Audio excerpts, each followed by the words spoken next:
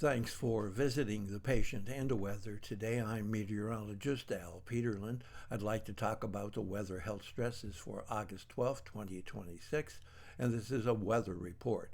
We keep additional graphics at tpatw.com. We do have a storefront on Amazon.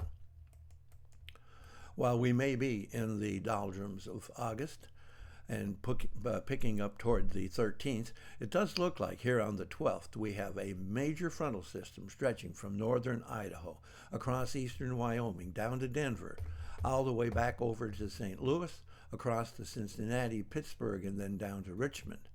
And it looks like unsettled weather, monsoons in the southwest, and active weather ahead and along that front, up and down the plains, across the central Mississippi Valley, up to the Ohio Valley, and over to the northeast. Lots of unsettled weather. Looking at our vitality index, those areas where we think the individual weather elements will have some impact on human health, you can see that we still have some spotty activity going on in the Four Corners, becoming a lot more active up here in the northern Rockies, the northern plains, very significant across the upper Mississippi and into the Ohio Valley, and still something hanging along the coast of the Carolinas. Interesting, but here we are in the middle of August, the doldrums, the hot and summer days. Lots of southerly winds picking up from the Gulf, and no significant or very little significant pressure change except ahead and along that frontal system.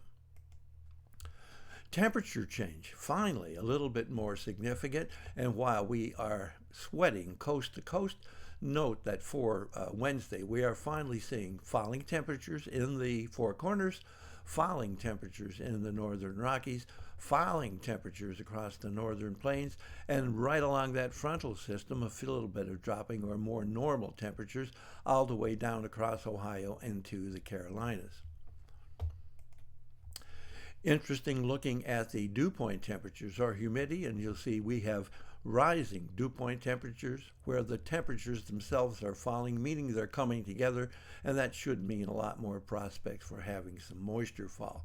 The vapor pressure shows much the same thing, increasing vapor pressure here across really the northern and western half of the country, and then still some right here in the Ohio Valley, about Ohio itself. Instability is also different and more significant than it has been. Although much of the east is unstable, the focus of instability runs from southern Minnesota across Iowa, Illinois, into western Kentucky, again trying to build its way into the Ohio Valley.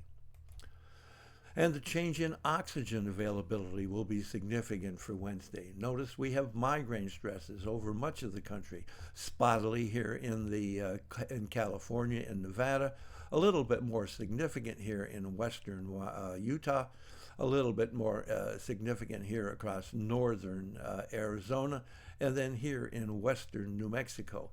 Note we get really significant migraine risk here in western Colorado, up and down the plains from Nebraska, North and South Dakota, the border areas of Montana, all the way into southern Minnesota, and then a narrow line across central Illinois into central Kentucky, extending all the way down to eastern Kentucky here, and then picking up in western North Carolina. Not too much asthma and arthritis stresses, although we have an area in East Texas and another significant area here, mainly northern Indiana and the state of Ohio. Thanks for visiting the patient and weather. Your comments are appreciated, and this is a little bit more active weather pattern than we've been seeing in the last few weeks.